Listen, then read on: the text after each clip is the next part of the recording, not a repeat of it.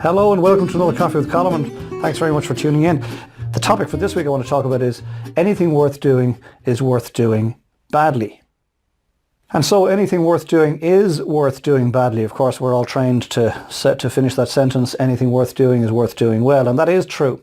But everybody who does something well at some point had to start, and in most cases, certainly my case, probably yours, it started badly.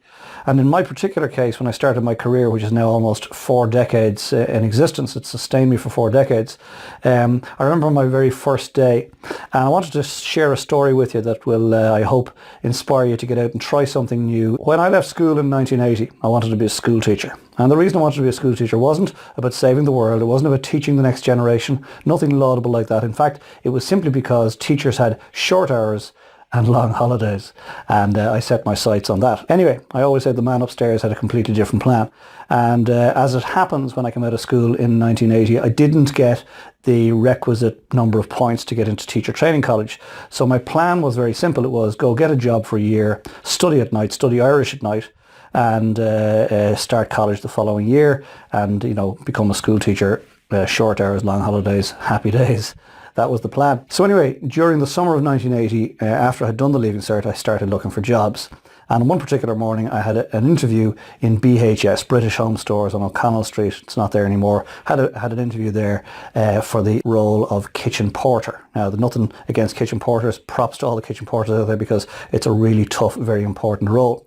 Anyway, I had this very formal, I remember it being a very formal interview for the role of kitchen porter. And I was quite intimidated. I was 17 at the time. Anyway, as luck would have it, I was offered the job and I was delighted with myself. I went straight from there across to Cleary's department store, which is also no longer there, but was opposite BHS on O'Connell Street. And I met my dad, Tommy OBrien. Now, Tommy OBrien was the best salesman in Ireland, and he was selling for Green Isle frozen foods. And one of his clients was the Terrace restaurant, 3rd floor, in Cleary's department store. When my dad arrived into the restaurant, he didn't see me, however, and he went into the back area, into the kitchens. So I went up to the guy on duty, looked like the duty manager, and explained that my dad was Tommy OBrien. He had gone in through that door and I needed to see him. So he whisked me through the door, and all of a sudden I was in this tiny little office with 3 men. My dad, a chef, an impeccable chef in impeccable whites, and a big giant of a man with rather protruding eyes, and his name was Stephen Halpern. And Stephen Halpern was a big, large man, and he boomed out. He said, "Well, what are you doing, young man, with yourself?" And I said, well, I want to be a school teacher. I'm looking for a job for a year, just across in BHS, and I got a job as a kitchen porter. And I looked at my dad, and my dad, of course, was beaming. He was delighted. And Stephen Halpern said to me the immortal words. He said, "Well, I've a cashier leaving on Saturday, and you can start then if you wish." So all of a sudden I had a dilemma. I had 2 jobs within an hour. One was the not so illustrious role as kitchen porter, but it paid £60 a week. And the other was a trainee cashier's role with Stephen Halpern, and he was offering me £40 a week, but he was willing to train me. So I went home and thought about it and decided that £40 a week to be trained in a less demanding role than kitchen porter was probably the role for me. So I took it. I arrived in my first day, that Saturday morning, and got off the lift in Cleary's department store and was met by this very tall, thin man that I hadn't met before. And he introduced himself as Kieran O'Brien. He was the restaurant manager. And I said, "Oh, my name is Colin O'Brien and I'm starting work here today." And he was he was understandably confused. Turns out he'd been on holiday and hadn't been there when Stephen Halpern offered me the job. So Kieran said to me, "Go sort the cutlery there, and I'll go make a phone call to Mr. Halpern."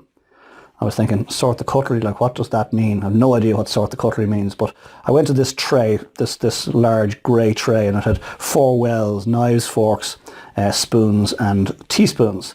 And I sort of looked at them and thought, the knives look fine, and the forks are all a bit tangled up, but sure, that's what they do anyway. And the spoons, well, some of them were pointing up and some of them were pointing down, and some of them had round heads and some of them didn't. And teaspoons, sure, they were a bit, teaspoons do what teaspoons do.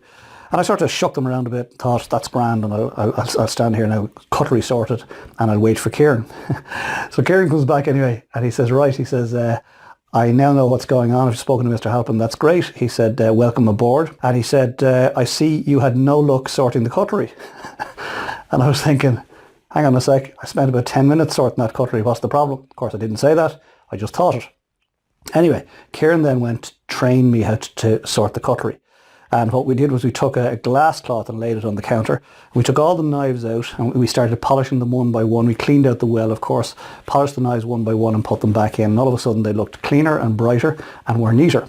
We did the same with the forks and got them all cupped together. And again, they were immeasurably better when we had finished. Did the same with the soup spoons and the dessert spoons and the teaspoons, and then we polished the serviette containers at either end of this grey tray. And when we stepped back and we looked at it, it was definitely a better job.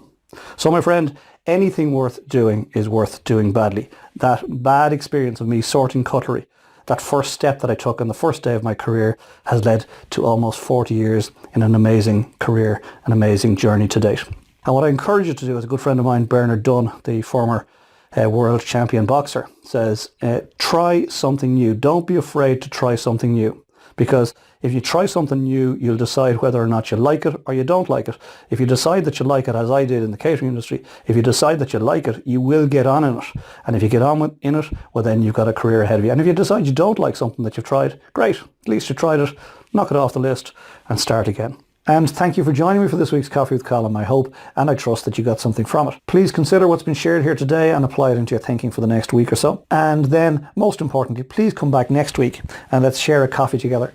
And I'll share another snippet from the book, Feeding Johnny, and share the lesson contained therein and see where it leads both of us. In the meantime, have a great week, get some good coffee, get some rest, get organised for the year ahead, get stuck in and try something different. Top class. Love my coffee. Bye for now.